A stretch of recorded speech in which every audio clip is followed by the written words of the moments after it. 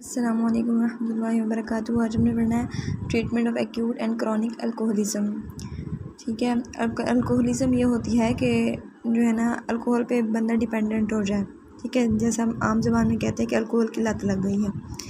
अब उसमें पहला पॉइंट है कि सीएनएस डिप्रेशन जो इस वजह से अल्कोहलिज्म की वजह से जो हो जाती है।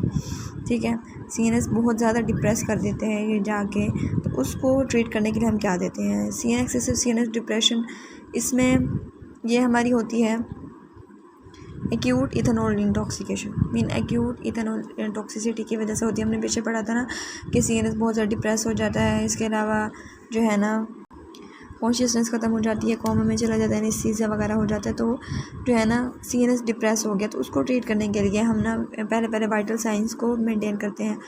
इसके बाद जो है ना prevention of aspiration after vomiting के बाद उस एस्पिरेट ने कर जाए, दोबारा लंग्स में न चली जाए।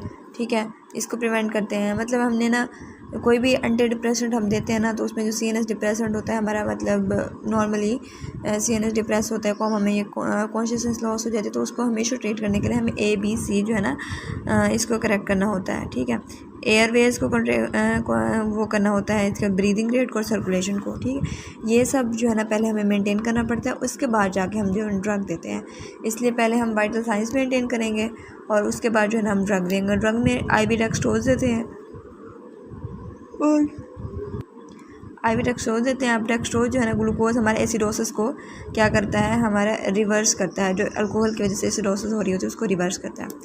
ठीक है, इसके बाद जो थायमीन देते हैं, थायमीन हमारे वर्निकोर्सक ऑफ साइकोसिस को प्रिवेंट करने के लिए देते हैं। हमने पीछे पढ़ा था कि थायमीन डेफिशिएंसी के साथ होती है। अल्कोहल भी कंज्यूम कर रहा हो बंदा, साथ में इसकी जो है ना डेफिशिएंसी भी हो जाए, तो फिर साइकोसिस हो जाती है और जो है ना वो बहुत ख़तरनाक होती है। इस वजह से जो है ना उसको ट्रीट करने के लिए, उसको प्रिवेंट करने के लिए हम जो है ना थायमीन भी साथ में देते हैं। ठीक है, इलेक्ट्रोलाइट इम्बैलेंस भी ठीक करेंगे। ये तो बेसिक्स में आ गई। इसके बाद alcohol withdrawal syndrome. Alcohol withdrawal हमने पहले भी पढ़ा था कि अब विड्रॉल साइंस क्या होते हैं कि जब हम कोई ऐसी ड्रग ले रहे होते हैं जो हमें एडिक्टेड बना देती है और फिर हमने उसको छोड़ देते हैं अचानक से, तो क्या होता है कि उसके सिम्टम्स दोबारा वही आ जाते हैं। मतलब जिस चीज़ को हम ट्रीट करने के लिए दे रहे थे वही दोबारा सिम्टम्स आ जाएंगे। जैसे अल्कोहल विड्रॉल सिंड्रोम में है कि अब अल्कोहल को छोड़ेंगे तो क्या होगा कि ट्रेमर हो जाएगी, इंसोम्निया, एंग्जाइटी, इस तरह के कैसे जाएंगे। इसके अलावा सीजर, डिलीरियम, ये सारा कुछ हो जाएगा। इसके अलावा पेरिफेरल इफेक्ट्स में है कि नोज़िया, वोमिटिंग वगैरह, और जो है ना नोज़िया, वोमिटिंग, डायरिया और जो है ना एरिथमिया वगैरह बताया हुआ। अब इसको ट्रीट करने के लिए हम क्या करते हैं, हम इसमें सेडेटिव हाइप्नोटिक्स देते हैं और जो है ना थायमीन देते हैं। इसके अलावा लॉन्ग एक्टिंग बेंजोडाइज़ेपिन्स भी देते हैं। लेकिन अगर जो है ना पेशेंट का लिवर कम्प्रोमाइज़ हो रहा है, लिवर कम्प्रोमाइज़ है उसका, तो उस वजह से हम लॉन्ग एक्टिंग नहीं देंगे और फिर ना हम शॉर्ट एक्टिंग देंगे। शॉर्ट एक्टिंग जो होती है जैसे लोराज़ेपाम वगैरह। अगर लिवर उसका ठीक काम कर रहा है तो हम जो है ना वो लॉन्ग एक्टिंग दे देंगे, जैसे डायज़ेपाम, क्लोराइज़ेपेक्साइड वगैरह। अब अल्कोहलिज्म क्या होती है कि जो है ना अल्कोहलिज्म एक डिपेंडेंस हो जाती है उस पर ऊपर। मैंने जैसे पहले बताया ना कि दो तरह की डिपेंडेंस होती है कि फिजियोलॉजिक भी होती है, साइकोलॉजिक होती है। साइकोलॉजिक में एकदम फुल्ली लत लग जाती है, उसके बगैर रह ही नहीं सकता। और फिजियोलॉजिक में क्या होती है कि जो है ना उसको अगर छोड़ देना तो विड्रॉल सिंड्रोम हो जाता है उसको। तो अल्कोहलिज्म को ट्रीट करने के लिए ना 2-3 ड्रग्स देते हैं। एक तो नैल्ट्रिक्सोन देते हैं। नैल्ट्रिक्सोन जो है ना ओपियाइड रिसेप्टर एंटागोनिस्ट है, जो कि क्रेविंग्स को कम करती है। अब जो ओपियाइड रिसेप्टर है वो नॉर्मली ऐसा होता है कि ये ना कैसे काम करता है, नॉर्मली ऐसा होता है कि जो इथेनॉल है ना अल्कोहल, ये जो है ना हमारे डोपामिन की रिलीज़ को इंक्रीज़ करवा देता है। डोपामिनर्जिक जो पाथवे है उसको एक्टिवेट करा देता है। तो डोपामिन ज़्यादा रिलीज़ होता है, डोपामिन जो है ना एडिक्शन करा देता है। ठीक है, ये जो अल्कोहल की वजह से अल्कोहल इंड्यूस्ड एडिक्शन होती है ना पेशेंट को, तो वो इस वजह से होती है क्योंकि डोपामिन रिलीज़ होता है। तो डोपामिन वांटिंग पाथवे को इंक्रीज़ कराता है और जो है ना वो बंदा चाहता है कि मुझे ज़्यादा मिले। ठीक है, तो अब हम क्या करेंगे कि जो है ना नैल्ट्रिक्सोन देंगे। नैल्ट्रिक्सोन जो है ना जो एंडोजीनियस ओपियोइड पेप्टाइड्स है ना उनको जाके उनके रिसेप्टर को ब्लॉक कर देगी। लाइक डोपामिन को वहाँ पे जो डोपामिन के रिसेप्टर्स हैं वहाँ पे वो उसके एंटागोनाइज हो जाएंगे, तो डोपामिन एक्ट नहीं कर सकेगा, तो एडिक्शन जो है ना उसकी क्रेविंग्स जो है ना कम हो जाएंगी। ठीक है, इसके बाद जो है ना एक्म्प्रोसेट है, ये जो है ना NMDA ग्लूटामेट रिसेप्टर एंटागोनिस्ट है। ठीक है, क्योंकि जब ये अल्कोहलिज्म की वजह से क्या होता है कि सीएनएस डिप्रेशन होता है ना, तो सीएनएस डिप्रेस होता है क्योंकि इनहिबिशन जो है ना बहुत ज़्यादा हो चुकी होती है। इसके बाद हम प्रोसेड देते हैं NMDA ग्लूटामेट रिसेप्टर एंटागोनिस्ट है। इसके बाद डाइसल्फिराम जो है ना एल्डिहाइड डिहाइड्रोजनेज हमने पीछे पढ़ा था कि एल्डिहाइड डिहाइड्रोजनेज को जो है ना वो कर देता है ब्लॉक कर। यहाँ पे पढ़ा था कि एल्डिहाइड डिहाइड्रोजनेज को डाइसल्फिराम ब्लॉक कर देगा, जिसकी वजह से जो है ना एसिटिल्डिहाइड से एसीटेट नहीं बन सकेगा, तो एसिडिटी कम हो जाएगी। लेकिन ये जो एल्डिहाइड एक्यूमुलेशन है ना, इसकी वजह से जो है ना इफेक्ट्स आएंगे, इसके एल्डिहाइड एक्यूमुलेशन की वजह से इफेक्ट्स आएंगे, नोजिया, हेडेक और फ्लशिंग और हाइपोटेंशन वगैरह होगा। ठीक है, इसके इफेक्ट्स आएंगे। अदर अल्कोहल्स में मेथनॉल है। मेथनॉल जो है ना हमारे जो विंडशील्ड क्लीनर्स हैं और कैंड हीट हैं उनमें जो है ना यूज़ किया जाता है। इसके बाद जो है ना इसकी टॉक्सिसिटी से हमें क्या शामिल है कि क्या कॉज कराते हैं, विजुअल डिसफंक्शन कॉज कराते हैं, GIT distress, shortness of breathing, loss of consciousness और कोमा वगैरह। ऊपर ब्रेन से स्टार्ट करें तो जो है ना लॉस ऑफ कॉन्शियसनेस और कोमा एंड पे बल्कि आएगा। ये विजुअल डिसफंक्शन आएगा पहले, फिर शॉर्टनेस ऑफ ब्रेथ, सांस का मसला आएगा, और फिर जो GIT stress distress, loss of consciousness और कोमा। जो मेथनॉल है, मेथनॉल हमने पढ़ा हुआ है कि अल्कोहल डिहाइड्रोजनेज इसको एंजाइम होता है, उसको फॉर्मल्डिहाइड में कन्वर्ट करता है, फिर अल्डिहाइड डिहाइड्रोजनेज आता है, उसको फर्दर जो है ना एक एसिड में कन्वर्ट कर देता है। ठीक है, इसकी ऑक्सीडेशन से। तो इसमें क्या हो जाएगा कि जो है ना अगर हम मेथनॉल फॉर्मल्डिहाइड और फॉर्मिक एसिड में मेटाबोलाइज हो रहा है, तो जो फॉर्मिक एसिड बनेगा ना, इससे फॉर्मिक एसिड वो बहुत ज़्यादा एसिडोसिस कराएगा और रेटिनल डैमेज करा देगा। ठीक है, इसके बाद जो है ना मेथनॉल की वजह से फिर एसिडोसिस, रेटिनल डैमेज और ब्लाइंडनेस हो जाएगा।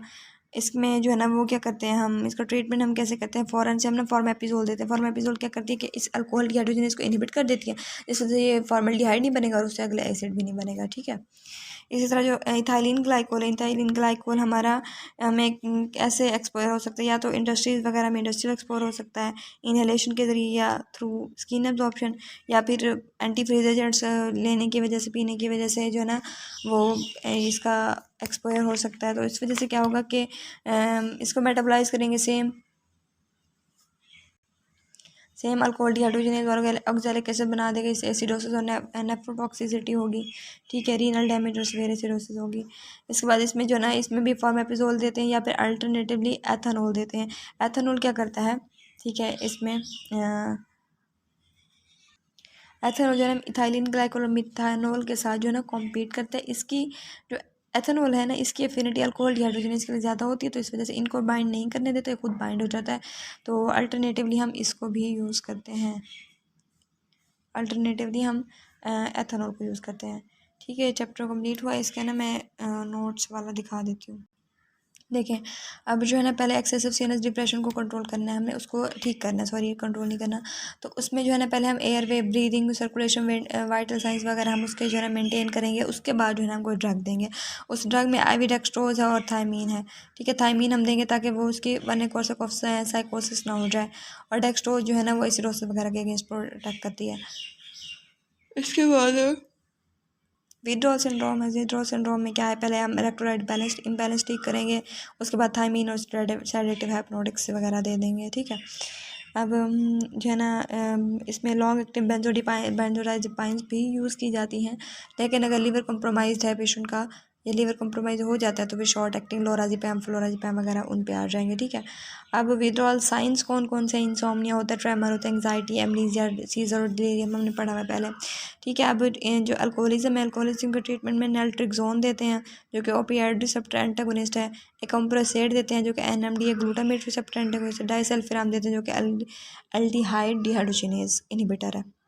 इसके बाद जो है एल्डिहाइड एक्यूमुलेशन, मतलब जो है ना इन दोनों की वजह से, मतलब अल्डिहाइड डिहाइड्रोजनेज को अगर हम इनहिबिट कर दें डाइसल्फिराम दे के, ऐसा पेशेंट जो डाइसल्फिराम ले रहा है तो उसमें एल्डिहाइड एक्यूमुलेशन हो जाएगी, क्योंकि एल्डिहाइड आगे मेटाबोलाइज नहीं होगा। तो इसमें क्या होगा, नोजिया, हेडेक, फ्लशिंग और हाइपरटेंशन इसकी टॉक्सिसिटी की वजह से हो सकता है। इसमें मेथनॉल पॉइजनिंग है, मेथनॉल इंटॉक्सिकेशन की वजह से क्या होता है, visual dysfunction, GIT distress, shortness of breath, loss of consciousness और कोमा। इस तरह फॉर्मल्डिहाइड जो है एक्यूमुलेशन की वजह से, फॉर्मल्डिहाइड उसकी वजह से फॉर्मल्डिहाइड या फॉर्मिक एसिड की एक्यूमुलेशन या टॉक्सिसिटी या पॉइजनिंग की वजह से क्या होता है कि जो है ना सीवियर एसिडोसिस और रेटिनल डैमेज, जबकि ऑक्सैलिक एसिड की एक्यूमुलेशन या ऑक्सैलिक एसिड की उस वजह से पॉइजनिंग की वजह से क्या होता है कि सीवियर एसिडोसिस और रीनल डैमेज होता है। इसमें नए क्योंकि हमने पढ़ा हुआ है ना वैसे एफएससी में कि जो ऑक्सैलिक एसिड ऑक्सैलेट स्टोन्स जो है ना बन जाते हैं हमारे किडनी में जो है ना वो पड़े होते हैं और ना वो किडनी स्टोन्स कॉज करा देते हैं। तो ऑक्सैलिक एसिड जो है ना रीनल डैमेज कराता है। तो इन दोनों को ट्रीट करने के लिए हम क्या देते हैं, जो फॉर्मल्डिहाइड की वजह से जो एसिडिटी हो रही है एसिडोसिस हो रही है उसके लिए हम आईवी इंट्रावेनस फॉर्मेपिजोल देंगे और इसके लिए आईवी फॉर्मेपिजोल या एथेनॉल दे सकते हैं। ये दोनों क्या करते हैं, अल्कोहल डिहाइड्रोजिनेज को जो है ना इनहिबिट करते हैं। ठीक है, अब ना हम नेक्स्ट चैप्टर पढ़ेंगे एंटी सीजर ड्रग्स वाला।